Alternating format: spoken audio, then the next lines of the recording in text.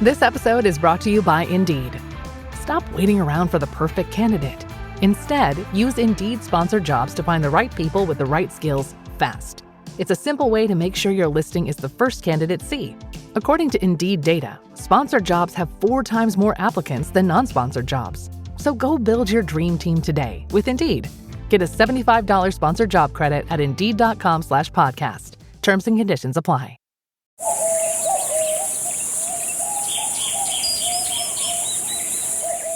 As a chef, I know flavor doesn't begin in the kitchen. It begins on the land. And Westhome's nature-led Australian Wagyu is a story written in the landscape of Northern Australia. Cooking is storytelling, and Westhome Wagyu carries a story of Northern Australia itself. Raw, powerful, and deeply authentic. It's a testament to the passion and care raised in the rhythm of Northern Australia. I'm Chef Maylin from 88 Club in Los Angeles, and I invite you to visit westhome.com/Maylin to learn more and taste a story only Westhome nature-led Australian Wagyu can tell. That's westhome.com/MEILIN. It is Monday here in the basement, the last Monday of 2025, which means, guys, we raise our mugs because you know who kept us safe all year long? Our friends in the military. Thank you so much on behalf of the men and women who make Podcast in Mom's Basement and the men and women who serve our troops, our veterans and their families at Navy Federal Credit Union. Thank you for keeping us safe all of 2025. Here's to 2026. Let's stack some Benjamins together this holiday week, shall we? Thanks, everybody. Normally at that point, we go into the episode, but today we are rewinding to, man, this isn't just one of my favorite interviews, guys, from 2023. It's one of my favorite interviews ever. David Greene from BiggerPockets came on the show back in 2023, episode 1436 in November, and he brought it. He talked about what made him successful. And if you think that what you've done is enough to be successful, I want you to hear what David Greene thinks is enough to be successful. This interview still is one that I go back to. I get emails about. This is some powerful stuff, Doug. Yeah, I feel like this is when my parents sent me into that Scared Straight program. So if they take these kids who are delinquents, take them to prison. Well, this is not going to be a lecture, man. This is going to be, Doug, I chose this because I think it's a great way. If you're setting big goals for 2026, starting off with David Greene telling you that, you know what, you want to do more. You want to be more. The returns on that investment of time and energy that it takes. You look at all the things David Greene has done now from BiggerPockets. It has been just amazing, but it all starts somewhere. And for him, it started working at a Baskin Robbins. That's where it all began. Hey, before we get to the episode, the new Benjamin's Vault is out. Give yourself the gift of diving into financial security. And you know what? For more on the Vault, credit manager, privacy and ID protection, subscription manager. We worked with this over the last 6 months with our friends at Array who protect over 2 million people. StackingBenjamins.com/vault gets you there. Early next year, by the way, we're going to do a couple walkthroughs so you'll be able to see it for yourself. And can't wait to do that. That'll be YouTube Live coming up. All right, guys, you ready for this? Ready to press play on this episode? Let's do this. We got a couple sponsors who help us keep on keeping on. We're going to hear from them. And then episode 1436 back from November of 2023. Man, this is a great interview. David Greene and, of course, the rest of the Stacking Benjamin Show. Spring cleaning's made its way to my closet. This time of year always makes me rethink exactly what's in my closet. Really want to keep fewer things, but I also want to keep better ones. I want to feel confident. And to feel confident, looking the part's a big piece of that. So I want pieces that are well made and that are easy to wear all the time. And that's why I keep coming back to Quince. The fabrics feel elevated. The fits are thoughtful. Pricing actually makes sense. As I'm swapping out and I'm cutting, the few additions I'm making all come from Quince. Quince makes high quality everyday essentials using premium materials like 100% European linen. They're insanely soft, flow knit activewear fabric. Their men's linen pants and shirts are lightweight, they're breathable, they're comfortable. Basically, the perfect layer for spring. The pants strike the right balance between laid back and refined. If you saw the video of me on stage at Retire Meet, those pants are from Quince. It was really cool. I came off stage and Christine Benz from Morningstar getting ready to go on behind me and said, "Love your pants." Not generally. I absolutely love them. I think they make me look put together without trying too hard. And they're flow knit activewear, moisture wicking, anti-odor, soft enough that you'll actually want to wear it all day. The best part is their prices. This is important, stackers. They are 50 to 60% less than similar brands. How? Quince works directly with ethical factories, cuts out the middlemen, so you're paying for quality, not brand markup. Everything's designed to last and make getting dressed easy, which is another thing I think we all want. I love those pants that I wore on stage. It's the cashmere sweater that every time I wear it, Cheryl goes, "That is my favorite sweater on you." It looks great, feels great, and I don't have to have 50 things in my closet. So, like I am, refresh your wardrobe with Quince. Go to quince.com/SB for free shipping and 365-day returns. Now available in Canada, too. Go to QUINCE.com/SB for free shipping and 365-day returns. Quince.com/SB. You may not know that when we started Stacking Benjamins, it was a blog. And even then, just the startup cost, I remember thinking, is this the right thing? And what if I write things and nobody comes, right? Well, luckily, that didn't end up happening. But starting something new isn't just hard. It's terrifying. There's so much work. You're not sure whether it's going to work out. You're not sure if anybody's going to read it. And then we change it to a podcast. Is anybody actually going to listen, right? What if nobody wants all the stuff that we have? Well, had I used Shopify, it would have been even easier, because with their expertise, their helpful tools, and their easy-to-use platform, that's something that would have made Stacking Benjamins more effective much, much more quickly. Shopify is the commerce platform behind millions of businesses around the world and 10% of all e-commerce in the U.S. Names you've heard of like Heinz and Mattel, Shopify, Gymshark, Aviator Nation, Allbirds, also all Shopify.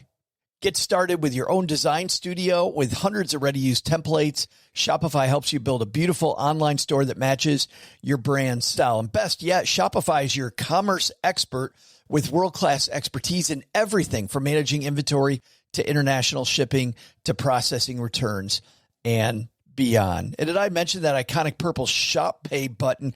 It's used by millions of businesses around the world. It's why Shopify has the best converting checkout on the planet. It also helps boost conversions, meaning less carts going abandoned and more sales for you. So you're stacking Benjamins much more quickly. Time to turn those what ifs into with Shopify today. Sign up for your $1 per month trial today at shopify.com/SB. Go to shopify.com/SB. That's shopify.com/SB. It's easy to grin when your ship comes in and you've got the stock market beat. But the man worthwhile is the man who can smile when his shorts are too tight in the seat. Okay, Pookie, do the honors. Live from Joe's mom's basement, it's the Stacking Benjamin Show.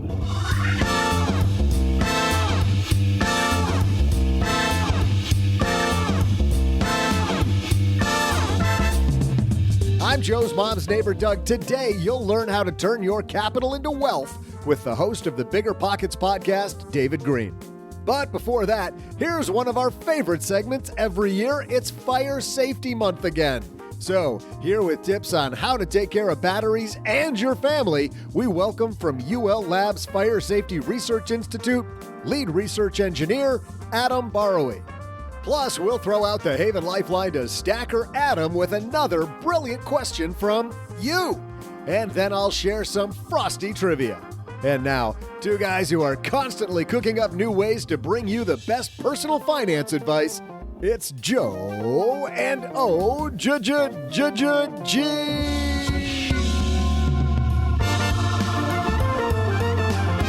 Hey there, Stackers. Happy midweek to you. Man, do we have an action-packed show today. So happy you're here with us. Sit back, relax. And you know what, Doug? Just before we hit record, we were talking about Adam West. For people that, if you haven't seen the old 1960s Batman with the pow, and then it shows pow across your screen. Kablooey! A ton of cheesy goodness. Like the cheesiest stuff ever there, except for what OG's doing on his camera. That kind of cheesy goodness? Lighting up the sky. Like this kind of cheesy goodness? Once OG figured out that his screen will do all kinds of effects, it's become more annoying than usual. He's just happy somebody's listening to him. Somebody's reacting to what he says. But how are you, OG? Oh, come on. With the hearts. It's like a dog with a new toy. That's me. Yes. I'm a dog with a new toy. I like to press buttons. Remember when we used to just do these instead? Like the good old days when we'd use sound effects for an audio podcast? What a concept. Remember that? And now I can do these. Now we're doing visual effects for an audio podcast. We're really pushing the envelope here. Now I can do it at the same time. Yeah, people break the fourth wall on movies. We break the fifth wall in podcasts. Yes, indeed. I don't know what it is. Man, can you believe it's Fire Safety Month again, OG? We spend so much time talking about insurances. Why not just avoid using the insurance altogether? Just don't have a fire at your house. That would be a lot easier. And I know how much fun we had with our kids practicing like fire safety. The whole family gets into it. Super fun month in November. And as if that's not enough, the man behind BiggerPockets, David Greene. Sweet. It's a action-packed day. We are ready to roll. It's time to get this party started with Adam Barrowy. So let's get moving. Hello, darlings. And now, it's time for your favorite part of the show, our Stacking Benjamin's headlines. Well, Stackers, it's Fire Prevention Month, and UL's Fire Safety Research Institute has some new research out about, of all things this year, batteries.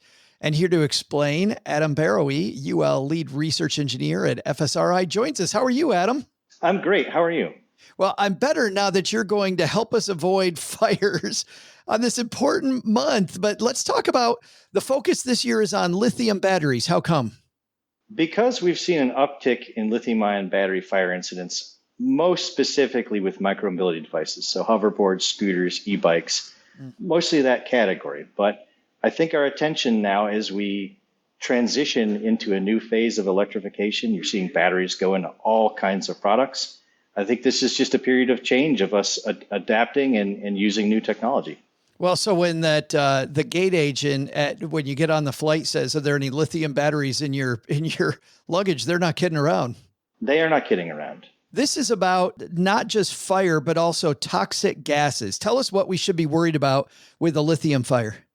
Well, if you look at the specific incidents of some tests we ran for e-bikes, there's definitely some concerns about toxic gases, but it's sort of a race for which becomes the hazard first, to be honest with you. So if you fail a lithium-ion battery, you get this thing called thermal runaway where it gets really hot really fast and then catches on fire. If you put a nail through it or you put it in the oven, all things I'm not recommending, but you can cause it to fail. And what happens is the internal contents of the cell break down chemically and they turn into carbon monoxide, carbon dioxide, hydrogen, and a bunch of hydrocarbons, things like that kind of similar to like gasoline.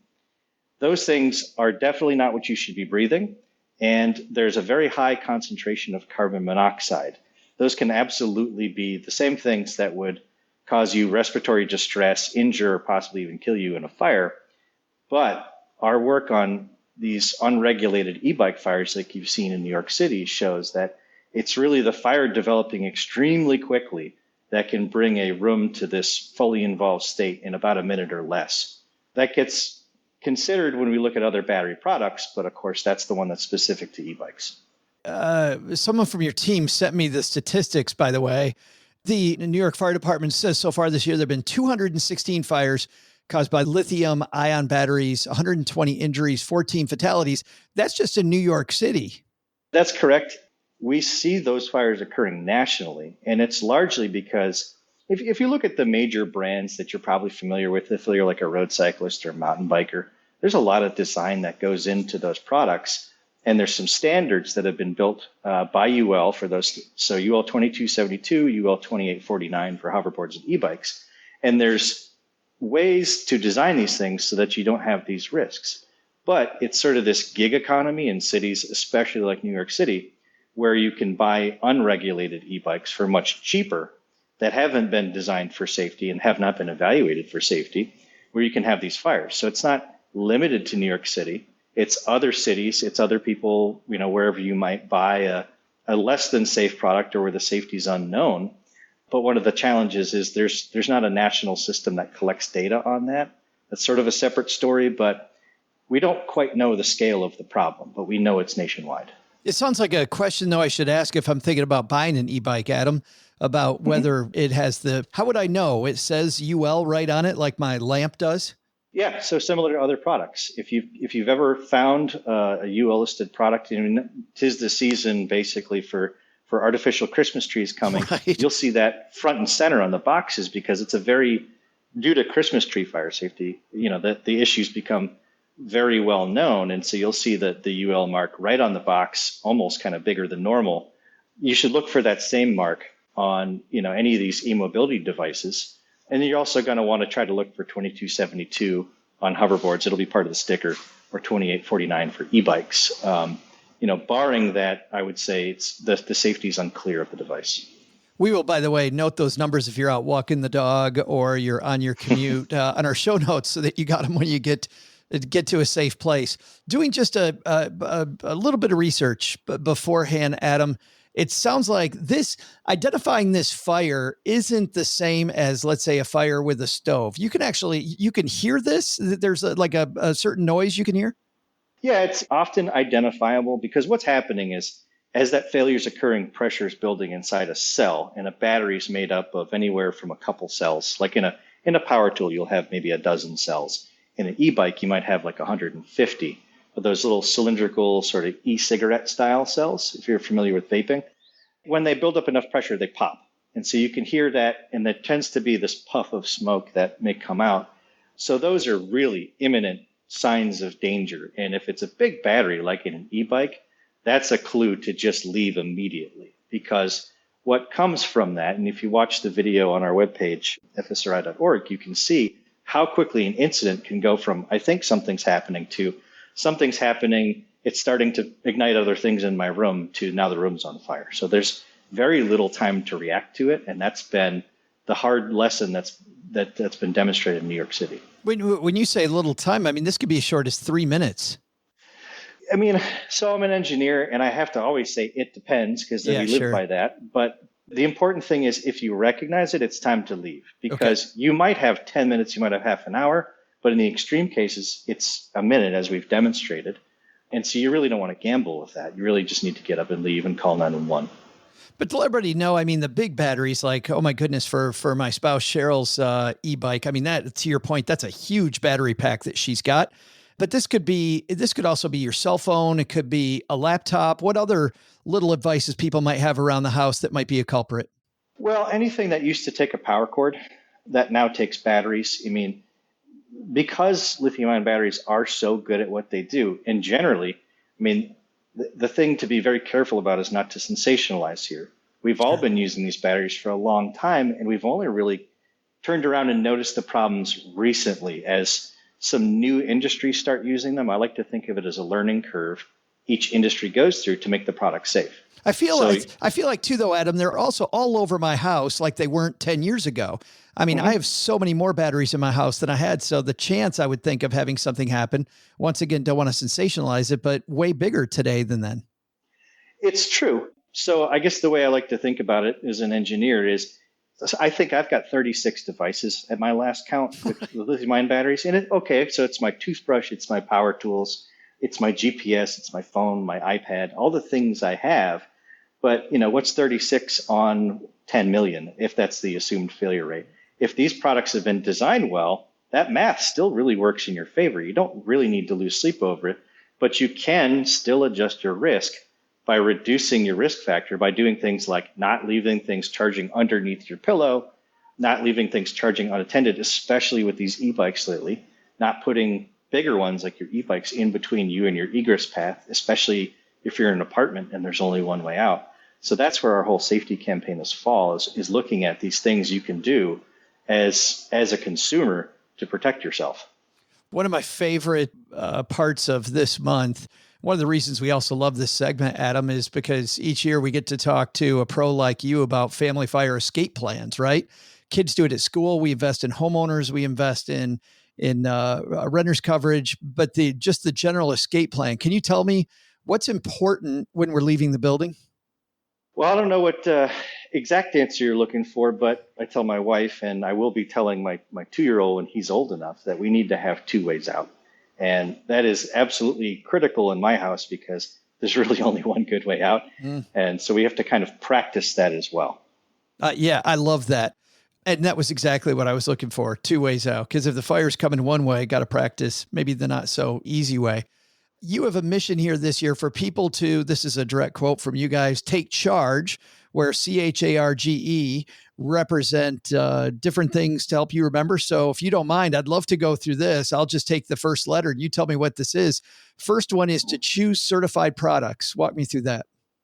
Choose certified products means make sure you're buying something that's been evaluated by a third party, like Underwriters Laboratories. So there's other labs that do the testing as well, but with e-bikes and hoverboards going to be looking for that certification to a standard like UL 2272 or 2849. I think that the second one we've also covered, handle with care. I love the one, don't put it next to you on the pillow, or between you and your escape route. But if it's all right with you, we'll go on to the third one. So choose, handle, that's CHA, is always stay alert for warning signs. And I guess with batteries, that's more like the hiss we talked about, the pop. It is, but there's some other situations to consider too. I mean, there's a strong solvent smell. I kind of think about it as like the smell that might come out of an aerosol can for hairspray or deodorant or whatever. There's a smell that they make when the cells opened up and started to fail. That can be a warning sign. And I think most people at this point have probably had something where the battery puffs. Maybe your phone gets puffy, or you've got a device that won't close right anymore because the battery started to swell. That's also a sign of failure. So those things are sort of conditions you can see or smell physically. If you're holding the device and it gets unusually hot, and then maybe the battery capacity is not so good anymore, that's another fairly decent warning sign the cell's not working the way it's supposed to. Next up is recycle. So we could talk about that for a long time, but I will say you can go to earth911.com or calltorecycle.com. Those are companies who are trying to make it easy for us to have drop boxes like at your local Home Depot or Lowe's, where you can responsibly recycle your lithium-ion battery-powered products.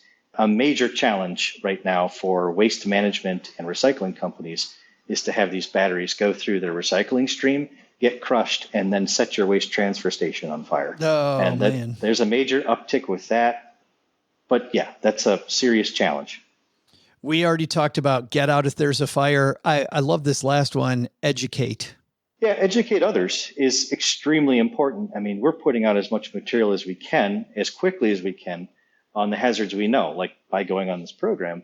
But we need to spread the word very quickly because there's such a ubiquitousness of lithium-ion battery products that we're really all subject to the hazards. I said 33 or 36, whatever, on 10 million, but there are more than 10 million people in this country. So eventually, some of us are going to run into some challenges. And if you know what you need to do, either to prevent the event or what to do to react to it in advance, and you can share with all your friends and family, we're all going to be that much more protected, especially as, I see this as the industry is going to continue to improve safety on these things over time. You saw it with laptops. You've seen it with cell phones. You'll be seeing it with hoverboards and e-bikes. We're going through those changes, regulations catching up. So we'll be able to get to that, remember that time way back in the 2010s and 2020s when lithium-ion batteries were failing? It'll be a thing we talk about when we're all old. I love that. Remember when lithium batteries used to be a problem? Man, I'd love that might be a thing of the past, or will be a thing of the past, right? Let's be confident. Mm-hmm. I also like the fact that this month is a great month for us to communicate with each other about this. I know my family really had fun when we started doing these segments and my kids were still at home, just talking about fire safety and taking a minute. Like my kids really got into it. And I was surprised how much fun Cheryl and I had just having a plan. It makes you feel so good to have the plan. So Adam, thanks for the time. If you guys have, I know, a website where people can go if they want more. Yes, absolutely. That's fsri.org. And you can see how we get to do some fairly extreme testing, demonstrate some hazards. And while it is fun, it connects us with our purpose of trying to make people safer. And so it's all very meaningful to us, and we create those resources so we can make everyone safe as quickly as we can. Adam, thanks for your time today, and thanks for helping our stackers stay safe. I really appreciate it. Thank you very much for having me on. This really helps us get the word out. Big thanks to Adam for joining us. I know, OG, with your kids, you guys have the plan. If fire's coming this way, we go that way. Like, you guys have practiced this at home. We have, and it reminds me that it's been a long time since we've talked about it. So this will be a good reminder to bring it up at the dinner table again tonight. Because I've had a house fire in my lifetime. What? It was not great. That sounds like a back porch story. Can we talk about that with a cocktail on the back porch? Yeah. I mean, it was awful. Sure, let's relive some of my childhood trauma. I would love to pick that scab. Yes, nothing like back porch therapy to get that going. So there I was, minding my own business. I never thought of something like this would happen to a guy like me. You were minding your own business, right? I was. Fire safety porn. You totally were. I was just out delivering pizzas. Somebody's like, we need to start the fire. It's a different fire. All right, coming up next, he is one of the hosts of a little show called BiggerPockets podcast that has won tons and tons of awards in the area of real estate. But, you know, David Greene is not just about real estate. He's about financial independence. And today we're going to widen out what David usually talks about. He's our mentor for the day on our most inspirational segment, the guest presenter, and can't wait to hear what David has to say. But before that, let's hear what Doug's got to say. Hey there, stackers. I'm Joe's mom's neighbor, Doug. On this day in 1969, Dave Thomas opened the very first Wendy's restaurant. Less than 10... Delicioso. What? I said delicioso. Mooey. Who doesn't like a double? Dave's double with cheese and all the fixins. I'm a spicy chicken guy myself. I think that's their number one selling thing now is spicy chicken. I would think that's I can not skip correct. the fries unless they're just... Fries go in the Frosty. How are you supposed to eat a Frosty if you don't have Oh, I love the fries? Frosty. I love lots and lots of ketchup. Lots of ketchup. In the Frosty? Ketchup and Frosties are gross. What? Carry on, Doug. The Frosty. You're disgusting. You need professional Doug, help. what were we talking about? Can I do my trivia? Less than 10 years later, the 1,000th location opened in the Midwest. To this day, Wendy's continues serving square burger patties, even though they haven't been able to figure out how to make square buns. As most people know, the global restaurant chain is named after the founder's daughter, Wendy. What is lesser known, however, is that Wendy is one of 5 children. Apparently, they just kept having kids until they had a girl, so the business name would work. Maybe his other kids were named like Cheeseburger and Chicken and Fries and Frosty, probably Frosty. Today's trivia question is, what fast food chain did Dave Thomas work for before he opened the first Wendy's? I'll be back after I see how much it is to trademark my own name.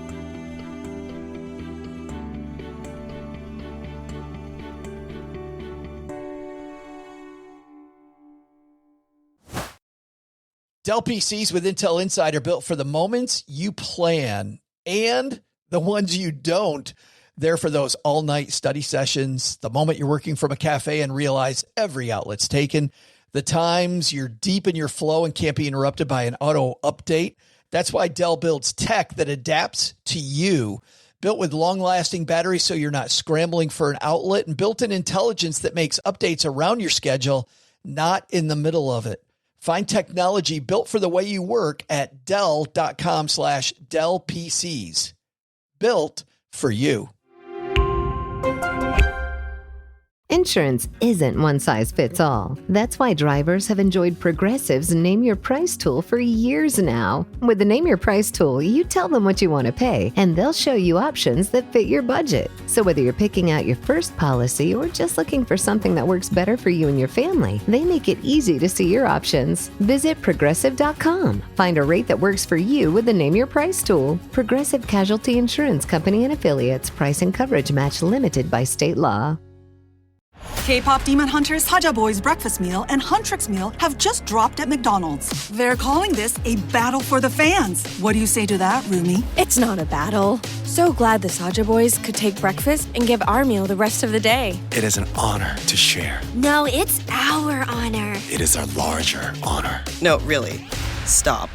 You can really feel the respect in this battle. Pick a meal to pick a side. Ba-da-ba-ba-ba. At participating McDonald's while supplies last.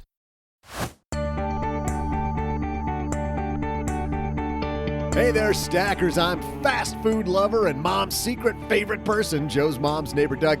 During the break, I went online and filled out all the paperwork to trademark my name. Now I can finally charge people to license my name for merch. Today's trivia question is, what fast food chain did Dave Thomas work at before he opened the first Wendy's? The answer?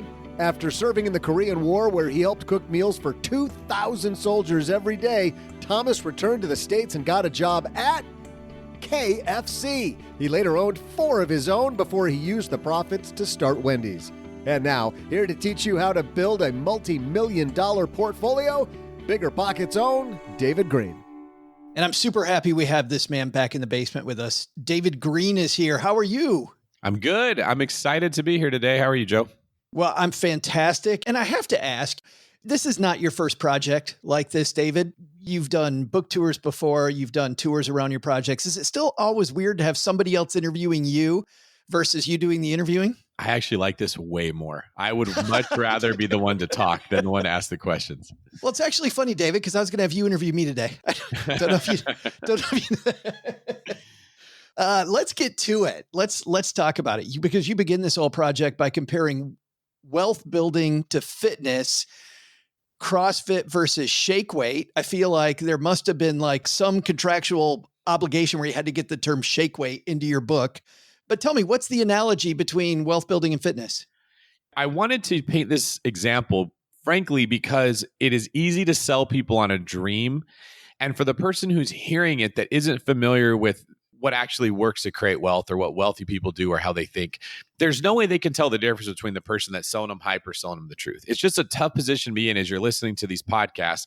And one person comes in and says, this is the NFT you have to buy. This is the cryptocurrency that's going to shoot to the moon. Why work hard when you could work smart? Just do these things. And then you have someone else that comes in and says, no, you have to do it step by step, old fashioned. Like, how do you really know which of these things is right? So one of the ways that I've navigated that in my life is I will ask myself the question, is the advice that I'm being given in this area something that applies in other areas of life? When I look at nature, when I look at relationships, when I look at the way that the universe operates, does this principle work in other places, or am I being sold the magic beans? Okay, well, if you just buy this one, it'll work really good, but I don't see that anywhere else. In fitness, there's no way around what works. You have to eat less carbs and less sugar and have the right number of calories, and you have to work out really, really hard. And the proportion of effort you put into your workout will determine how much muscles you build, and the quality of diet that you maintain will determine how well you see those muscles. And there's no faking it. And I don't say this as a person who's incredibly fit. I'm not a fitness person. It's how the world works. If I wanted to be more fit, there's not a pill that I could take or a special exercise that's actually easy but works super good. There's only one way to get there, and we all know it. Wealth building really works the same way. And in this book, it's really like an appeal or a cry to people to wake up and recognize there is no secret here. If you can recognize that, you can start putting the things in place that will work, because just like fitness, you can't cheat it. It is very foundational what you've done here. And there is actually some good news though, David, which is, if I skip 3 days of running, I got to go back and rebuild that base. The good news, I think, for people there is once you finally quit trying to get around shortcuts and you actually build the effing base, that base is there forever. I mean, you can do some foundational stuff and build on top of it. That's exactly right. That is how people should be looking at it. Just like the first time you go work out, it's horrible. You're incredibly sore. You feel bad about yourself when you're there because in your mind, you think you're stronger than you really are. I frequently go through periods where I stop working out. I get sick. I travel. I just fall out of the rhythm. And then I got to go back in there and start again. And it's horrible. I hate it. I'm thinking bad thoughts the whole time. But if it stayed that way forever, nobody would ever be in shape. The good news is it does get easier when you stick with it. The same is true with building a business. Once you've got a foundation in place, you understand principles, or you've got maybe sound budgeting principles in place.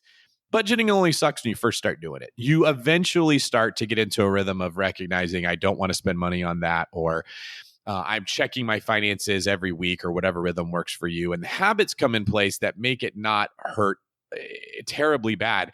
It's really the hardest when you first get started, much like other things in life. You write that the most important step in building wealth is raising our standards and expectations of ourselves. Yes. Like a lot of our stackers listening to this right now, David, they might not have any money. You didn't start with any money. They might not have any connections. You didn't start with any connections. What was your standard and expectation back in those early days of yourself? Yeah, so I worked a lot, and I didn't like the idea of going to work and sacrificing time or things I could have been doing instead to have nothing to show for it because I spent money on dumb things. I just inherently understood if I'm going to sacrifice my time, my energy, my effort, and I could be doing something more fun, but instead I'm picking up a shift in a restaurant, I'm going to keep that damn money. I'm not going to let it be taken away by somebody else because I basically traded 8 hours for a pair of shoes, right? Or I traded 8 hours of my life for a fancy dinner somewhere that I have nothing to show for. This whole idea that people have that if you don't spend your money, you're wasting your life, I just think is total BS.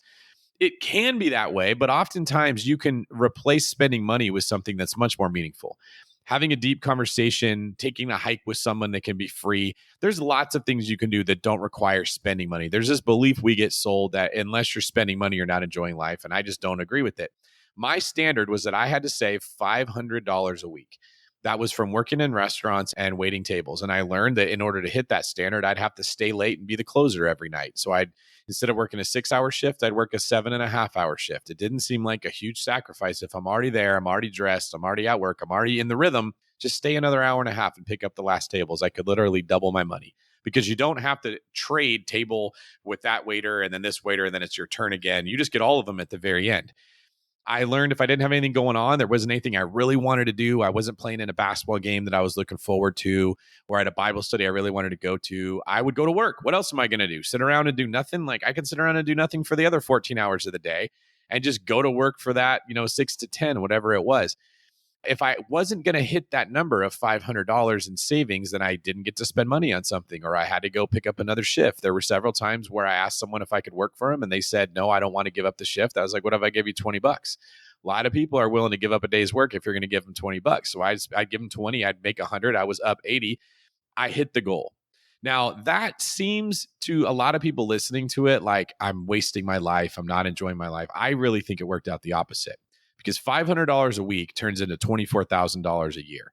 This is while I was in college. And I was able to save more than the minimum goal. So I was able to save over $25,000 a year. For 4 years of college, that's $100,000. And that's just what I saved, right? Out of that money, I paid for my car and I paid for my schooling. So when I graduated college, when most people walk out with debt, somewhere between $60,000 to $80,000 is probably what like someone in California is going to have with student debt. Yeah. I left with $100,000 in the bank and my car paid for cash, no bills, no college debt at all. And a couple years later, the real estate market crashed and I had $100,000 plus whatever money I made working as a cop at that time to go invest in the market. And I didn't waste my life. Well, and I want to pursue that next because number one, and I want to focus on this with our stackers. What I like that you did, David, you turned it into a game. I think a lot of people think about the work, but when the work becomes a game and the work has an outcome, I think that's very fulfilling. The second thing I want people to know is that this whole thing started, tell me if I'm getting this wrong. This started with a job at Baskin Robbins. Am I wrong? Yeah, that was the only job that I could get when I was in high school. Baskin Robbins ice cream. And then Baskin Robbins, there was this to me is the part that you didn't address, which is working connections. Mm-hmm. Somebody worked next door at a place as a busboy. Did your brother work as a busboy? And so then you got hooked up as a busboy? So there was one little step between there, but too many people try to hit a home run in one pitch. Yeah. Right. I want to get $100,000 a year job. How do I get it? Well, they don't have $100,000 a year skills. So I got the only job I could get, which was Baskin Robbins. I didn't have a car at that time, so I would have to ask my mom to take me to work. And if she couldn't take me to work, I'd have to walk there. And it was far. It's probably 4 miles away from my house. So I had to learn, how do I make friends so that I can get dropped off at work so that I'm not walking 4 miles there and back all the time. This was long before Uber. At Baskin Robbins, they paid us 75% of minimum wage. They did not even pay full minimum wage because if you were a student in high school, there was a law that allowed them to get away with paying less. So There's a law that allows business owners to rip you off. That's exactly what it was, because you're a high school student. What can you do? So the next door was a sandwich shop called Togo's. It's kind of like Subway, basically. And they would come in and they would get ice cream, and I'd see them in the uniform, and you'd slowly make friends with those people. They may drop off like an extra sandwich that they made that somebody didn't pick up or something like that. Well, I got to know the staff, and they really liked me. And when I was done with my shift and I would get done cleaning the restaurant, we would shut down. They'd be open for another hour. So I'd go over there and I would literally just help them clean their store without getting paid. Well, it's another hour, right? I got to wait for my mom to come back. I might as well be productive before I get picked up. So I'd go next door and I'd help them clean down the restaurant. And I learned how they did their dishes, and I do the stuff no one wanted to do. Well, eventually the shift manager came by and she's like, "What's this guy doing?" And they're like, "Oh, he comes by to help us work. He's just a nice guy." And I met her. Her name was Anna. And eventually Anna was like, "Do you want a job?" I was like, "Yeah." And she said, "We pay 25 cents over minimum wage." And I'm like, "Well, that's like a 35% raise to me, right?" Don't got to be a math whiz. There you go. So now I get a big raise, and it's the same location as where I was working. It's right next door, but I get a job that has a little bit more upside. Now I have a new opportunity to excel. So I start practicing, how do I make sandwiches faster than everyone else? I really want to be the best employee there. That was my goal, is when I go there every day, there better not be one employee at this place that's better than me.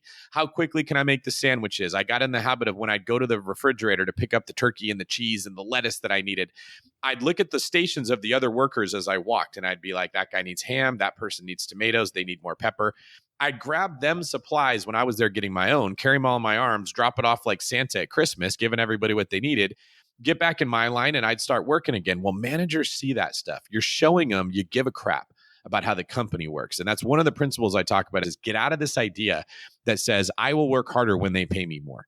It's like, if I'm telling a coach, hey, when you give me more playing time, I'll give you more effort. When you are not in the position of control, it's a very big financial mistake to try to use leverage when you don't have any. You don't get to say, I'll work harder when you pay me more, because they are the ones that control what you get paid. You have to play by their rules and give them an incentive to pay you more. Well, it actually works because no one else does that. So but think about, hold on just a second there, David, because I want to pause there for a minute. When you say that, I think there's another benefit too, that let's say, because there could be a lot of our stackers listening going, well, what if this jerk doesn't pay me though? And I never do get the raise, right? They got their brother-in-law comes in or their son comes in, and it doesn't matter because now you've got the skills that you develop that you can take to some other employer that you develop, because instead of dreaming about the next job, you're focused on what's in front of you right now. Yeah. And that's another principle, which is that you really should focus on building your skills and not just what you're making. That is I don't know what it is about our generation, but you don't hear people talk about how important that skill building is. It's not all about how do you make the most amount of money with the least work possible. I actually did a TED Talk, and that's what I talked about, the art of building skills and how empowering that is. But you're exactly right. So not only did I get promoted to shift manager and get another raise, I learned skills. I learned how to count the till at the end of the night. I learned how to make schedules for employees. I learned how to do the inventory for the place. I learned how to manage the people that were there. I learned what products we sold that had a higher profit margin. Where other people thought I was being taken advantage of, I was actually getting a blessing. I was getting a free education in business as a 17-year-old because I was outworking everybody else, which opened up the door for the next job, which is one you mentioned. My brother was working as a busboy at the Mexican restaurant next door to this one, and he was making $30 a night in tips. And at the time, I was probably making like $6 an hour or something like that. So I was like, you're getting paid for 5 hours of extra work, and you're getting your $6 an hour. Like, you're making more. No one's going to let their little brother make more money than them. And he was. So like, I took a job there, and then I quickly learned like how the restaurant industry worked, right? It was a step up, but it wasn't a huge step because I didn't have to go from serving ice cream to restaurants. It was serving ice cream to making sandwiches and managing staff to working in restaurants. I then said, well, where's a more expensive restaurant that has better tips? That led to me applying to the restaurant that was the most expensive one in town. This was a steakhouse with seafood and pasta. And I actually got a very, very extensive education in fine dining. I mean, the people who own that restaurant were like classically trained. There's a way you serve food. You serve from the right, you clear from the left. The water glass goes on a certain point. There's an etiquette that they drilled into us. And most of the people did not like that. They didn't like the micromanagement. They didn't like making a mistake and being seen. But I had a background in sports, so I was kind of used to coaches that micromanage you. And my attitude was, well, if I am the best person on the team, they're not going to have any reason to get down on me. So I embraced it. I would ask her questions, the owner, like, well, how do I do this better? Tell me more about this steak, or what wine would I pair with this steak, instead of everyone else having a bad attitude. Oh, here they come again, asking me about the difference between Pinot Noir and Merlot. I was researching that before she asked me that, because I just wanted to be good at my job. And once again, I was promoted from busboy to waiter, and then from the regular waiter to basically the top waiter, all before I was 20 years old. So I was making the same wage as adults that were raising families when I was 18, 19, 20 years old going to school. Those high-end waiters make great money. And it also seems to me to be, David, that on some level, while that's a tough job, that also just looks to me to be a fun job. Like that regimentation and getting that right and nailing this beautiful experience seems to me also that translates into real estate as well. I mean, translates to anything, right? I mean, how you work with contractors, how you work with people, just the etiquette stuff you talked about had to be just so fun. That's a great point. It was challenging. Okay. It's not easy. It is high stress. Oh, a lot of people, hard as hell. Exactly. If you have a brain that's thinking, I want to have as little stress and make as much money as possible, you will hate it there. But I had a sports background, so I was used to stress. The other team is trying to stop me from doing what I want to do. So I got into restaurants and I'm like, dude, there's no one playing defense. There's no one trying to stop me. They're not getting in the way between me and the kitchen, and they're not hitting the plates out of my hand. Like, I'm the only one that controls. Everybody wants you to win. Yes, that's exactly what they're actually going to help you if you ask for help. You got a boss who's like, yeah, I own this place. I want it to go well. Let me send someone over to help you. I just had a completely different perspective on going to work. I did not think I was a victim. I was like, what a great job that I get to go here, make this much money, and I don't have to find my own clients. I didn't have to go out there and find someone to sit in the restaurant. They were waiting there for me. I just had to go to the table and do a good job. Well, I learned skills. I learned to communicate effectively and quickly, because in restaurants, it's all about time. How quickly can you get in, get what you need, and get out? That restaurant that I'm describing didn't have computers at the time. We wrote everything on tickets by hand. If you made a mistake with the math, you paid for it. She would look at every single ticket at the end of the night and charge you if you added it up wrong. This would all happen when you were super busy. A lot of what the waiters would do is they would take the order from the guest on a piece of scratch paper. They would go in the kitchen. There was a copy of a menu, and they would write down, okay, they wanted a ribeye steak. It's $26, because you had to write on the ticket, ribeye steak, medium rare, either baked potato, rice, or pasta, and whether they wanted soup or salad and what kind of salad. And then you would have to put the price, $26 for this size, or $32 for the bigger one or something. Well, I memorized those because it was going to save me time getting stuck in the middle of crunch, having to look at the menu and know the prices. I would just go for runs. And in my head, I would recite the menu and every single price. I'd make flashcards because I needed it in my mind. Well, what do you know? That allowed me to pick up more tables when we got busy because I was more efficient. And that little, maybe 6% of efficiency would translate into significantly more money if I could get one more party of 8, another party of 12, because I could take them and other people couldn't. And like I mentioned, over a 4-year, 5-year period of time, making an extra 20 to 30% a year is like getting another year and a half of time working that you didn't actually have to trade time for money. I just did it more efficiently. So I learned to communicate better. I learned to leave people with a laugh. I don't want to get stuck talking to you when we're having a deep conversation when all my other tables are waiting. So I had to make you laugh and shoot out of there. I learned to anticipate things were going to go wrong. I learned to say, hey, when I'm in the kitchen, I better grab all the other stuff before I go back out there to save steps. And then when I got into law enforcement, when I got into being a real estate agent, when I got into other business opportunities that were inherently stressful, I had skills that allowed me to bear that weight, where the other people who got into the same jobs just thought it was ridiculously hard and unreasonable to expect someone to be able to deal with that stress. I think that's why so many military people do so well when they transition out, is they expect life to be hard. It's like growth mentality. I talk about that all the time. Like for a real estate agent, one of the things we'll tell agents or investors is, hey, you're going to make phone calls. You're going to ask people if they want to sell a house. Well, if all you've ever done, Joe, is work at Starbucks and you wait for someone to walk in the front door and tell you the coffee they want, you see Starbucks employers that get all their feathers get ruffled because the person doesn't know what they want. Oh my God, they're still not ready. Do you want a venti or a grande or whatever they're doing there, right? The littlest thing will throw them off. That person, if I ask them to make 20 calls a day, feels like I'm asking them to do an incredibly difficult thing. But if you ask a Navy SEAL, can you make 20 calls a day and say this script? They would look at you like, well, where's the work? Do I have to do push-ups when I'm doing this? Are people shooting at me? Am I climbing a mountain? Am I swimming while I'm making these calls? Like, what do you mean that's my job is I just make 20 calls?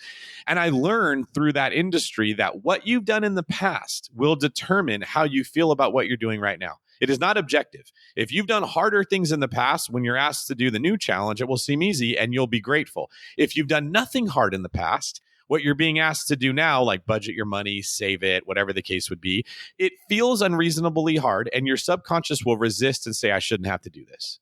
Let's talk about some of the measuring sticks. You go through some of the measuring sticks we talk about here all the time, like knowing your net worth statement, understanding your budget, getting comfortable with cash flow. But you got a metric in here, David, which I thought was a pretty fun one. When you're measuring investments, you have one factor you call the headache factor when it comes to investments. Tell me what the headache factor is when you're evaluating investment opportunity. Yeah, so that came from the question of people saying, well, what is wealth? And basically, we measure wealth in three major categories. The first is your net worth. This would be like within real estate, the equity you have in a deal. That's one way to measure wealth. The other would be your income. So from a real estate perspective, that would be cash flow. But it's very easy to find yourself working yourself to death in a job that you hate when you're miserable in life and you get a really good income. Okay, so you have a high net worth, but did you win? Are you wealthy? You really need to ask yourself, how much do I enjoy doing the thing that I'm required to do in order to make money? Because I know when I was playing basketball and I loved the sport, I worked harder than everyone out there, but I never resented having to do the work. I loved competing. I loved working to beat that other person or lift up my teammates. Was it hard work? Yeah, but did I hate it? Hard work doesn't have to be synonymous with miserable. But if you made me do a job that I did not want to be doing, I will be the first to admit, if you make me do something that I don't want, I'm trying to figure out how quickly can I get out of this thing and like how fast can I get this over and done with. I think a lot of people making poor financial decisions get themselves into debt, end up in a job they don't like. On the outside, it looks like they're winning because they're making a good salary. But if they're not saving their money, they're stuck with a job they don't enjoy. They don't want to wake up the next morning. They get 2 days a week, if they're lucky, to have some kind of fun. And then they have to take care of all the other responsibilities of adulthood. They're not winning. They have a headache factor. They don't like what they're doing for a living. And what I noticed specifically with real estate investing is too many people look at it like this magic pill to get them out of the life they hate. I don't like this job. I don't like this commute. I don't like whatever. And I'd say, okay, so quit it and start a business. I can't. I got a car payment. I've got student loan payment. I'm house poor. I go out to eat all of this many times a week because I don't like cooking. I need the job because I need the money. And they're trapped. They've got the wolf by the ears. And they think that real estate investing is going to give them passive income and they're going to get out of that mess. And it doesn't. In fact, more people lose money in real estate trying to turn it into something passive because it's not. Just like your fitness isn't passive, your friendships won't be passive, your romantic relationships will not be passive. Anything that you stop paying attention to will fall apart. It will fall into disarray and you'll have to jump back in and build it right back again. There's no one that says I got really fit and now I have passive fitness. I don't have to go to the gym and I can eat whatever I want. Right? It's a ridiculous idea. Yet we will consistently sell people on passive income. You bought a house, you just let someone else handle it and money's just going to come rolling in. You can quit your job. No, my argument is if you do not like your job, instead of saying I won't work hard because I hate this job, that's actually the person that should be working twice as hard to get out of that job, to earn the right to get a higher position or a better job that they enjoy more, and their quality of life will go up. You don't improve your position in life by sulking and complaining and saying, well, I hate this job. My boss is a jerk, so I'm going to rebel by being lazy. You just give away the leverage that you would have in that relationship with your employer, who you are dependent on to get money. Again, we're coming back to when do you have leverage and when do you not? When do you have power and when do you not? A way better approach is how do I get power? How do I make myself so valuable that this company couldn't run without me? You're going to get a raise at that point. How do I make myself so invaluable to this company that they could not do it without me? Or I make them so much money that I can ask for a 40% raise and they would be smart to give it to me, or they'll give me a promotion, or if they won't, I can get another job because I have the skills that will translate. That's the way that you build a better life for yourself, not looking for real estate to be the savior or getting yourself mired in something with a huge headache factor that you're not happy with. There are 3 different sections in this Pillars of Wealth project: defense, offense, and investing. And you begin with defense, and there's a concept, David, in the defense part that I've only heard once. And I actually heard this term on a documentary about that Da Vinci painting. Have you ever saw, there's a Da Vinci painting that was the biggest, it was sold for more money than any other painting ever. And people think it might be fake, right? But they were talking about rich people and how they, quote, store their money. And you use that term, storing your money. And I'd like you to take a second, if you don't mind, and help our stackers learn what this is, because I think it's a really important concept, because wealthy people think about, where am I storing this wealth? I love that you're letting me talk about it. I frankly think it's a shame that it doesn't get talked about more. It's incredibly important. The whole concept first hit me when inflation just ripped through our system because of all the money we printed. I don't know how much you or your audience follows like macroeconomics, but quantitative easing was devastating for the value of the dollar. And what I found with real estate was that the price of your house could go up. Like the little green arrow on Zillow could point up. So it was 500, now it's 520, which makes you think I'm getting ahead in life. I am progressing. But if the value of the dollar dropped by 10%, that $500,000 house dropped to $450,000. You could have lost a theoretical $50,000 of purchasing power, but you think you gained $20,000. The fact is, we don't really know what a dollar is worth. It doesn't have an inherent value, and it doesn't stay locked in place. It is complicated. Money is used primarily, it has 3 different uses. The first would be a means of exchange. We can all agree, I give you $1 is much better than I give you a laptop and a couch cushion, and you give me a car door and a carburetor. So it's useful in that way. It's also used as a means of account. So if you said, David, how much did that couch cost? I wouldn't say 77 chicken eggs and 14 2x4s, right? That could be accurate. Although I was going to say that might be truthful. Yes, exactly. But it's so inconvenient that we convert everything into $1 and say, well, this is what it costs in dollars, which becomes misleading because a $2,000 couch could have been a $1,200 couch 5 years ago, right? And when it's now a $3,000 couch, but it might have lost value because no one wants to pay for a used couch, it's confusing. And the third use of money is it is a store of energy. Money holds value. So what I talk about in pillars is if you go work an 8-hour day and you get paid a $20 an hour wage, assuming like we're just going to leave taxes out, that's $160 of value that you were given. And you can store that energy that you traded your 8 hours of work for in $160 that you keep in the bank, or maybe you go buy a pair of Jordans and you store the energy in those Jordans. Or you take a girl out to a restaurant and you trade that $160 of energy for a memory, I suppose. And if you don't marry the girl, what do you have to show for what you just did? When we look at monies purely as a means of exchange, it makes sense to spend it on anything that you want. When you see it as a store of energy, you start to ask different questions.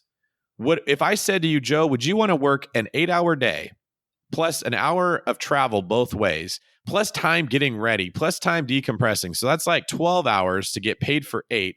Or would you rather go out to dinner in order to go out to dinner for an hour? You probably would say, no, that's a dumb exchange. I'd rather make some hot dogs and watch the game with someone that I love and like tell some jokes and make them laugh or something. When you think of it like that, it becomes very clear this is a stupid thing to spend my money on, but we don't think of it like that. So what I'm encouraging people to think about is where you place your energy matters. You can keep it in $1. Inflation may be ripping through the value of that dollar.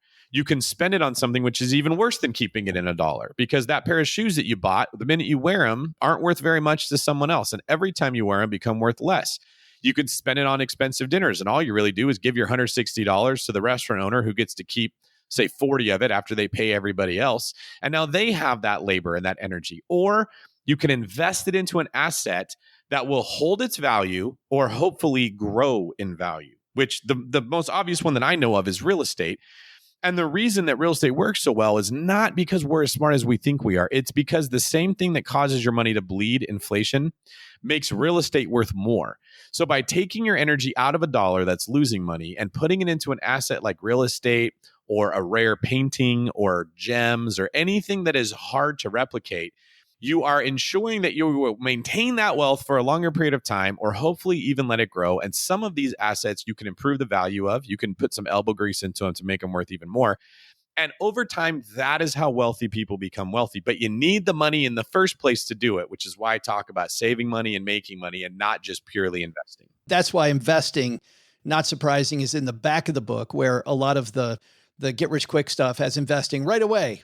Forget about a savings account, David. You're not going to get rich there. Let's do something else. The book is called Pillars of Wealth: How to Make, Save, and Invest Your Money to Achieve Financial Freedom. Guys, we just barely, I could have talked, David, to you for 16 hours, but thank you so much for mentoring our stackers for the last half hour on this. I think there's so much valuable stuff we talked about here. Thank you, Joe. This is Rebecca from Connecticut. Instead of stacking Hamiltons and Jacksons, I'd much rather be stacking Benjamins. Big thanks to Mr. Greene for joining us. OG, I love this theme of betting on yourself, right? Nobody's going to do it there is no help coming. I love it when you have that attitude. There's no help coming. I'm going to have to find a way to handle this. The only easy day was yesterday. Burn the boats. That's the spirit. I remember the first time that notion came to me, Joe. I was working at a company that had gone bankrupt through no fault of mine. And weird. I was given a budget for parties. Anyway, the financial rescue firm that came in, it kind of took over in receivership. The main guy sat down at the table and said, look, there's no more help coming. The people who are going to fix this are sitting at this table right now. And that really woke me up. I hadn't really thought of it in those terms. You sort of always feel like when you're especially working with a larger company that there's some senior person above you that has the vision and has the plan. Really, it's just you sitting around the table figuring it out. And I love that idea that you got to count on yourself. How many times have we talked about gratitude and what a huge thing having gratitude for all the help that you do get is? I think you also espouse much more of a gratitude mindset, OG, if you think no help is coming, to Doug's point, and then somebody does lend a hand. I mean, think about the gratitude you have when you're like, wow, I thought I had to handle this alone. Yeah. At some level, you got to kind of pull yourself up by your own bootstraps, right? And take care of you and just go the way you want to go. You don't have to get permission or any of that sort of stuff, right? It's like, just go. I remember when John Hope Bryant was on the show and he said, and that's not because it's fair or that it's going to be easier doing it yourself. He goes, no, you do it yourself. It's hard and it probably won't be fair. There's going to be cronyism all around you. You might not be a part of that group. That means you need to work harder. Like it's a great message. Fair's where pigs win blue ribbons. It's not where you work. Wow. Jeez. Wow.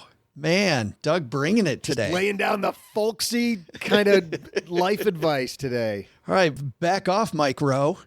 Hey, let's throw out the Haven Lifeline and tackle some of life's most important questions. Let's say hi to Adam. Adam, how you doing? Hi, Doug, Joe, and OG. I have a question around estate planning. My parents own outright a fairly significant plot of acreage here in the great state of Ohio.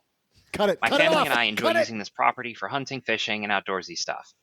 All the things that Doug talks about while OG rolls his eyes in the background. The property is very sentimental to me, and I would like to ensure that I own it when my parents, who are in their early 60s, eventually pass. Neither of my two siblings has an interest in owning the property. So my question is, do you have any recommended approaches for how best to navigate the eventual transfer and or purchase of the land?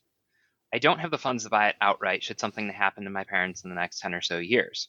Should I look at doing life insurance on them with me as a beneficiary? Or should I just save my money and cross my fingers? Is there anything else that you could recommend in this process? My shirt size is probably one step above a schmedium, also known as a large. And one last note for Doug. Since I said your name first and really do enjoy traveling to your state, maybe you can do me a solid and ease up on us Ohioans a bit. We're not all that bad. Thanks for keeping me entertained in the mornings. Always appreciate the interviews and the book recommendations. Adam from Ohio. Adam, great call, especially for somebody from Ohio, I would have to say. Here's the great news is that the property can't be worth anything if it's in Ohio. So I'm just kidding. Dude, I'm just kidding. Adam, note that none of this is coming from me. The good news, you don't have to save any money. Wow. This is a bloodbath. No. I'm kidding. Just because he said about it. So we have to. It's all actually super fun. I think as states, we're contractually obligated to have these back and forth. I think we have to. Yes. What was weird, OG, was of course you moved down to where we live now, and there's the same stuff. It's not Michigan and Ohio. Now it's Texas and Oklahoma, or it's Arkansas and everybody, whatever it might be. Let's talk about how to handle this, OG, because I can think of a few ways. He mentioned one. Do I buy life insurance? Do I save up for it? I've got a couple thoughts, but what's going on in that noggin? Well, I mean, a couple of things. Firstly, you're right to think about it now. The downside is, or I guess upside probably would be, the likelihood of having to solve this problem sometime in the next 30 years is pretty low. Unless, of course, your parents need the money from the property, right? Like if they're like, okay, we're out of money, we're going to go sell the hunting lodge. It's like, whoa, time out. That could be an issue. But if it's like just part of their estate and it's kind of just a family thing that's been around a long time, it may not need the cash and may not ever come up for sale. So then you're talking about it from an estate planning standpoint. And there's a couple of ways to handle it. Firstly, having property in a trust where there's going to be multiple trustees is always going to turn out to be a giant train wreck, because some person is going to say, I think we need a new roof. And one person's going to be like, but I don't have any money for a new roof. I'll pay you back next Christmas. And then somebody's going to be like, I want it all summer because I'm going to bring my family up. And, it's like, it's just going to be this big thing. So I think you really need to settle with your siblings and with your parents as their property about what their vision is and what yours is. Because it could be a scenario where it's like, okay, in the estate plan, we'll give the land and the property to Adam. We'll give the IRA to Becky, and the other IRA and the other stuff to John, or, whatever it is, to kind of keep it even. And I think there's also a scenario where you have to consider that if there's some large disparity, right, where you go like, hey, the property's worth $1.5 million. Yep. Mom's only got $100,000 in the IRA. Like, how are we going to deal with that? And the only answer is you got to go get a loan or write a check, right? Because again, back to that, we don't want to have like multiple owners if possible. Because again, one of them might be, I want to borrow money out of it. It's just going to be confusing. So I think you've got a lot of time. Hopefully, mom and dad are 60, you said. So you got probably 30 years before this kind of comes to fruition. But it would be a good idea to kind of put it out there with them as well as with your siblings and run through a financial plan of like, well, how do we think this is going to end in 30 years from now? See where the money is and if it's going to be able to be divided evenly or if you have to think up new ways to deal with it. Yeah, I have a little experience with this exact scenario, and you nailed one aspect of it, OG, which just is one. Okay. You did, because I think there's a second part to his question that we haven't addressed yet. It's even though you have siblings who I think you said don't have an interest in the property, they have an interest in what they see as a big bag of money sitting in the woods, right? And so if the other assets in your parents' estate are not, in their financial estate, are not roughly equally valued, OG's right. You got to find a way to make them whole. And if there's a big disparity, there may not be another way other than to liquidate everything and then divide it equally. That's what our experience was. Well, he may be able to take out a loan at that time. And would you suggest he takes out the loan not to purchase the property, but to pay off the siblings? I mean, what's he using that money for in the loan? For the how many did he say? How many siblings he has? I just assumed three. Two or three. Maybe it's yeah. So if it's three of them together, then he needs to buy 2/3 of them out. Yeah. So he will need a loan to pay off the 2/3 of them, right, or to fill out the amount of inheritance that he won't receive. Because, this was the biggest piece of mom and dad's estate. And the other thing that OG also nailed was talking about it explicitly in advance, because the family that I was a part of when this happened did not do that. Yeah, it's always kind of sort of, it's kind of the understanding. Summertime and Uncle porch Bill discussions. Would be the one who would handle this and, that kind of weird stuff. Just be very straightforward.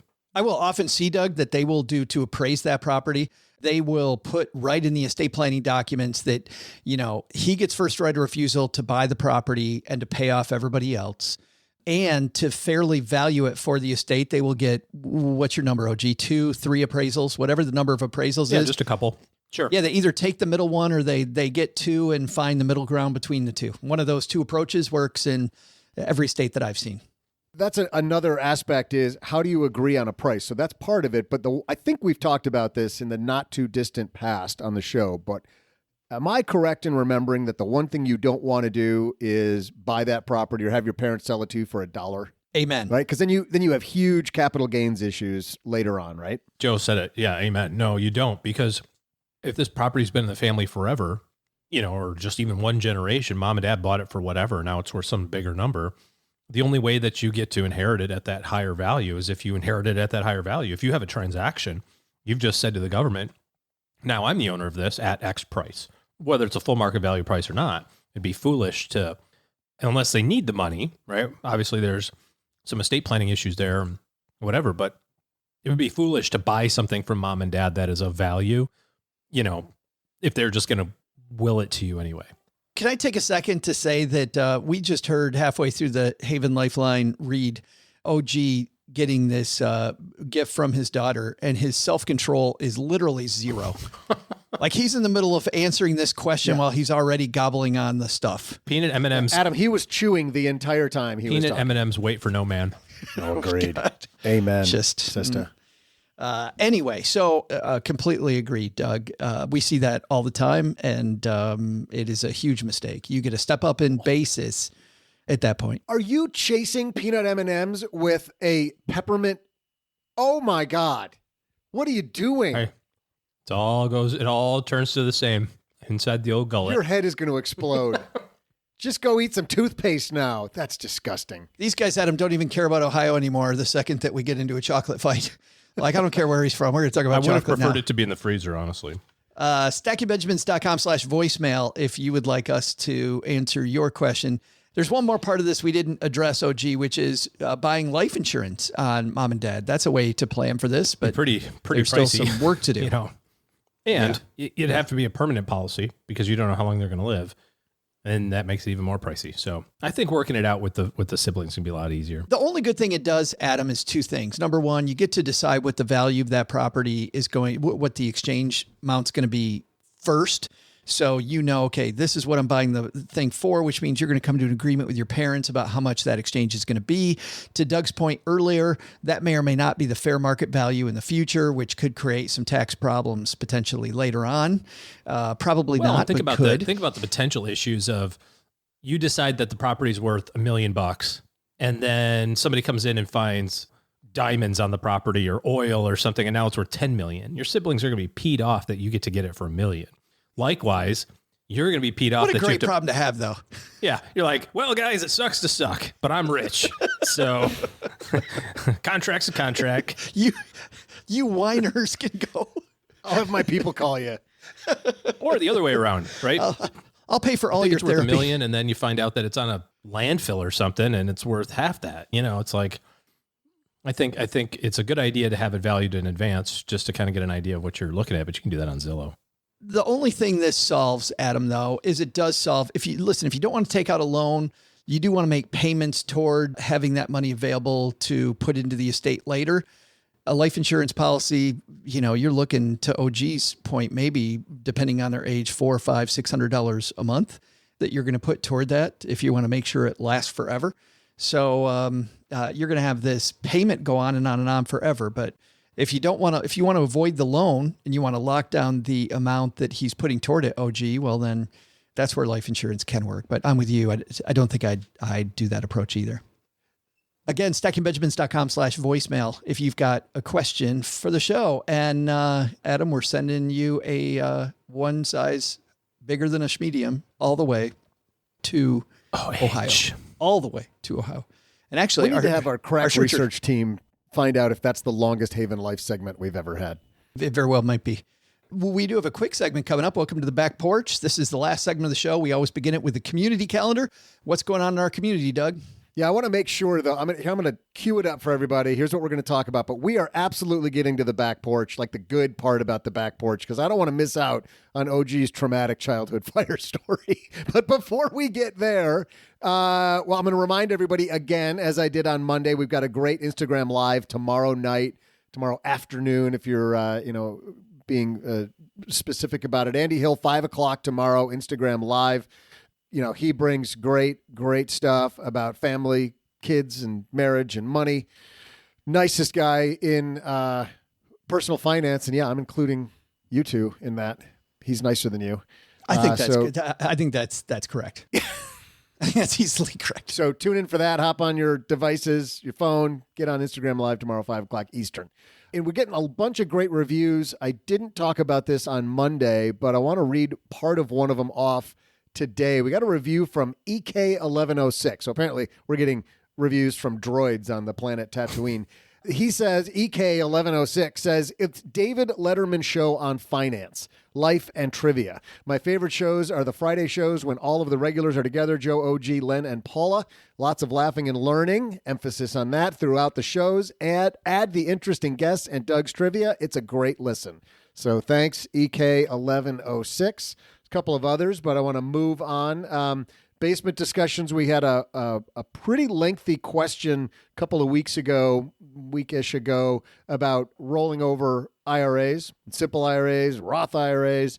And so interested to see the responses on that from our community. But I'll tell you what, if you ever put something out there, a real serious question like that, and you didn't get a good, clear answer, that's the War and Peace. The War and Peace of questions. Yeah, this particular one is pretty lengthy. If you don't get what you're looking for, plus the person posted it anonymously. But if anonymous if you don't get the answer you're looking for, call into the Lifeline, call into the Haven Lifeline. And if you're not from Ohio, it'll be a lot quicker than the one we just had. And if it doesn't have to be random candy day, right, at OG's house, right. So that's one of the discussions going on in the basement right now.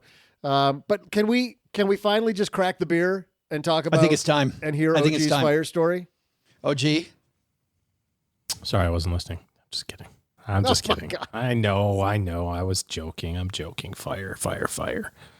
It's not that exciting. It was super scary, obviously. But my brother, my younger brother, not Steak Brother, but my younger brother, older than Steak Brother. Anyways, was a firebug. And so he liked to light stuff on fire. So one Saturday morning, we were watching cartoons. I was in 4th grade and he was in 2nd. And he was lighting popsicle sticks on fire, like lighting them and then blowing it out, lighting it, blowing it out, right? And somewhere during all that, I said to him, or he just figured out on his own, this would be a bad thing to have Dad find out. Because my dad on Saturday mornings would hang out in the kitchen and listen to the radio and just sit at the table and read the newspaper and drink coffee while Mom was sleeping. So he went upstairs and threw out his evidence into the trash can, because didn't want to have burning, popsicle sticks in the living room. And sometime thereafter, maybe like 30 minutes or so, he went up there and opened the bathroom door and saw that the bathroom was engulfed in flame and then ran downstairs and didn't tell anyone. So turns out you're not supposed to put popsicle sticks that are smoldering in a wicker wastebasket in the bathroom full of tissue paper. Who knew? Who knew? That's weird. So in very short order, of course, now, there's all this fresh air going into the otherwise sealed room, by it being in a bathroom, or mostly sealed, I guess. And we start hearing this pounding noise. I was like, and my dad yelled from the kitchen. He's like, knock it off, your mother's sleeping. Kind of look at each other like, what the hell is he talking about? Happens again. And he goes, I said, knock it off, your mother's sleeping. We're looking at each other like, what is he yelling about? I'm not doing anything, Third time it happens, he comes out, my dad was pretty rough and was like, if you SOBs do that, and we're looking at each other like, we're not doing anything. And it happens again while he's standing there. We're like, see, wasn't us, loser. Off the hook. Yeah, joke's on you. And it just so I don't remember how I got there, but I just kind of took 3 steps around the corner, which is where the stairwell was, and I could see all this smoke coming down the stairwell. And then I said, Dad, and he ran up the stairs and grabbed my mom out of her bed and ran down the stairs, and we went across the street to the neighbors, or went next door to the neighbors actually. And what was happening, what we didn't know, was that it was my mom. She had inhaled a lot of smoke. She was disoriented, all that stuff. And she was pounding on the window to try to open the window. That was the noise, which obviously was a great thing that she wasn't able to do that, because had she done that, it would have forced a whole bunch more air into the house. Yeah. And it was also the middle of winter. It was the end of January. So everything was sealed up. So, you kind of got that negative pressure thing going on. So it would have been a pretty catastrophic thing. I do remember my mom running outside in her nightgown, basically, and sticking her head in a pile of snow. And I'm like, well, that's kind of weird. But, she was like just trying to breathe and all that other sort of jazz. Went to the neighbor's house. While we were sitting there at the neighbor's house, they called the fire department, obviously. And I just looked at my brother and I was like, what did you do? Because I knew it had to have been something that happened with him. And he's like, I didn't do anything. So the fire department shows up, take care of the business. And then the fire chief comes down and he's sitting at the neighbor's house. This dude's, he's full on battle gear, right? It's winter. So he's got the heavy winter stuff on, the oxygen mask, the helmet, the gloves, the axe, it's like central casting. Superhero. And he takes his hat off and he's like, and he kneels down next to my brother and he goes, son, do you have something to tell us? And he just, I'm sorry. And I'm like, I knew it. I knew he was a troublemaker. We should leave him. Anyway, so And did the fireman hold up a great popsicle stick? No, that was incinerated as with everything else in the upstairs. So it was just an upstairs. Just an upstairs fire. So we were able to move back in as the construction was working after several months. The most interesting thing out of all of that was I was in 4th grade. My brother was in 2nd grade. And, mom went to the hospital, obviously. She had smoke inhalation, all that stuff. And they're like, okay, we got to do some x-rays. Are you pregnant? And she goes, no, of course. I guess anything's possible. And they're like, well, before we zap you with a bunch of, x-ray stuff, we're going to take... And you're pregnant. Oh, wow. So my aunt, who had also recently had a house fire within the previous 45 days, obviously the news spread in the family. So she came to the hospital to help her sister. And the doctor says, you're pregnant. My aunt goes, I'm the first to know. I'm the first to know. And then the curtain opens and my dad goes, first to know what? Oh. And his reaction could be summed up like this. So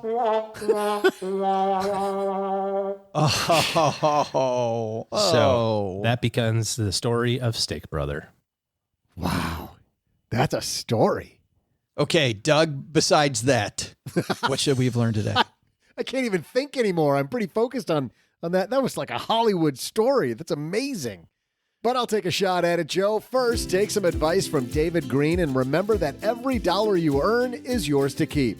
Second, take some advice from Adam Borrowy and dispose of your lithium batteries. And watch those e-bike batteries especially.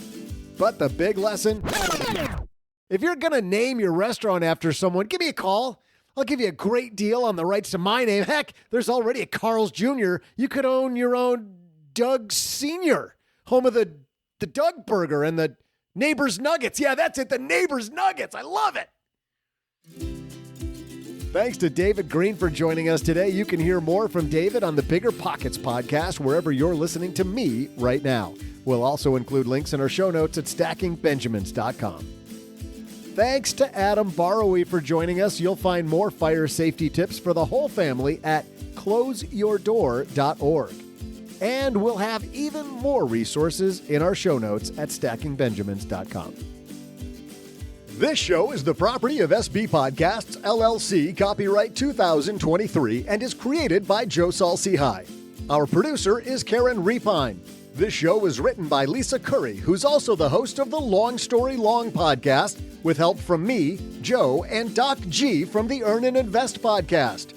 Kevin Bailey helps us take a deeper dive into all the topics covered on each episode in our newsletter called The 201. You'll find the 411 on all things money at The 201. Just visit stackingbenjamins.com/201. Wonder how beautiful we all are? Of course, you'll never know if you don't check out our YouTube version of this show, engineered by Tina Eichenberg. Then you'll see once and for all that I'm the best thing going for this podcast. Once we bottle up all this goodness, we ship it to our engineer, the amazing Steve Stewart.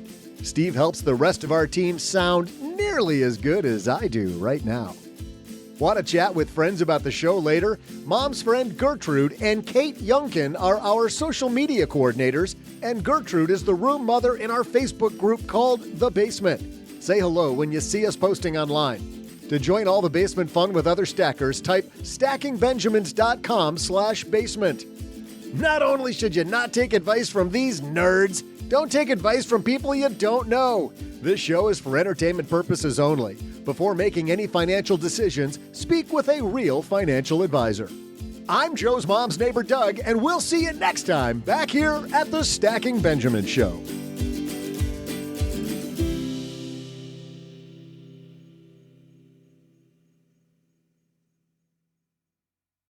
What are you still doing here? The show is over. Go home.